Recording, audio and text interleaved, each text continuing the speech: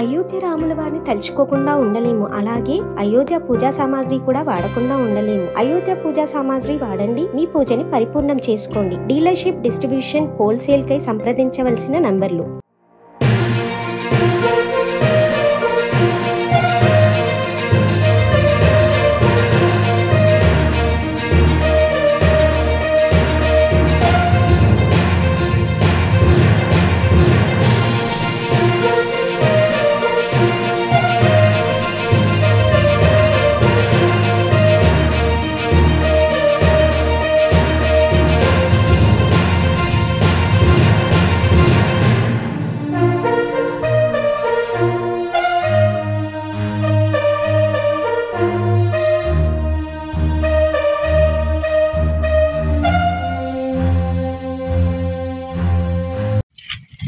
ఇది ఒక సంవత్సరం కూడా పూర్తి కాకముందే రోడ్డు డ్యామేజ్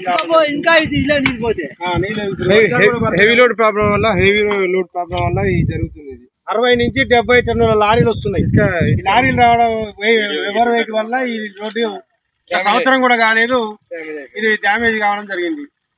కేంద్ర రాష్ట్ర ప్రభుత్వాల అనుమతి 1000 మీటర్ల పట్టించుకోకుండా ఊరుకు 80-60-70 మీటర్ల తాతారెడ్డిని మా గ్రామము గన్నవానిగూడెం.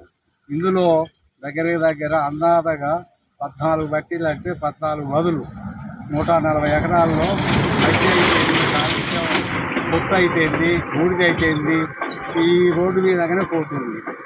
ఇదే రోడ్డు మొత్తం కూడా సంవత్సరం కాలేదు కాబట్టి మొత్తం ఖరాబు వచ్చింది. ఊళ్ళో మట్టి పడటము, బూడిద పడటం, ఇళ్ళల్లో అన్నం తినే యాల కూడా లేదు. కాబట్టి మీరు దయచేసి మీరు వచ్చి మాత్రం కొద్దిగా తనిఖీ చేసి చేయవలసింది. శ్రీనివాస్ రెడ్డి ఇక్కడ మా గండ్రవాణి కూడా ఉన్నది, మాజీ సర్పంచ్ని, మాడులపల్లి మండలం.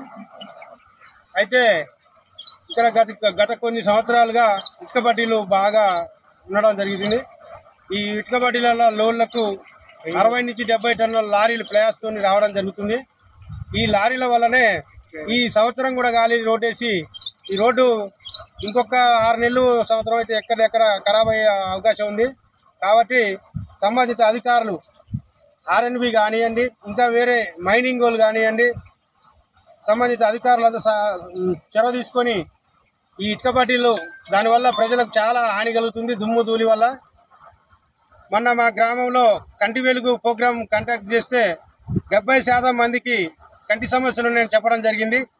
అదేవిధంగా ఇంకా ఎన్నో రకాల అనారోగ్యాలకు తావవుతుంది. కాబట్టి సంబంధిత అధికారులు ఈ ఇటుక బట్టీల మీద చర్యలు తీసుకొని ఇటుక బట్టీలని సీజ్ చేయవలసిందిగా గ్రామం తరఫున కోరుకుంటున్నాం.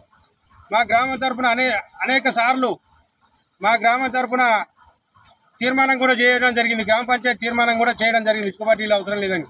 అయినా వాళ్ళకు మాఫియాగా ఏర్పడి గ్రామంలో కొంతమంది రైతుల్ని ప్రలోభ పెట్టి వాళ్ళు లీజు తీసుకొని ఆ రైతుల్ని వీళ్ళకి పంచాయతీలు పెట్టి వాళ్ళు పబ్బం కలుపుకోవడం జరుగుతుంది. ఈరోజు ఎవరైనా ఒక యువకులు లారీలు ఆపితే వాళ్ళని పోలీస్ స్టేషన్లో పెట్టి భయభ్రాంతులకు గురి చేస్తున్నారు. ఎవరైతే ముందుకు వస్తున్నారో వాళ్ళని టార్గెట్ చేసి మళ్ళీ ఎదురు రాకుండా ఈ మాఫియా లెక్క ఏర్పడి ఈ ఇటుక బట్టీలు ఇట్లా ఉండడం జరుగుతుంది. అనేక రకాల రోగాలకి ఇటుక బట్టీలు వాళ్ళకు కనీసం నాలా పర్మిషన్ లేదు, మైనింగ్ పర్మిషన్ లేదు, మరియు లేబర్ పర్మిషన్ కూడా లేదు. ఎలాంటి అనుమతులు లేకుండా ఇటుక బట్టీలు దాదాపు 110 ఎకరాలల్లో కనీసం అగ్రికల్చర్ ల్యాండ్ అనుకొని నాన్ అగ్రికల్చర్ వాడుకుంటున్నా కానీ రైతు బంధు కూడా రావడం జరుగుతుంది.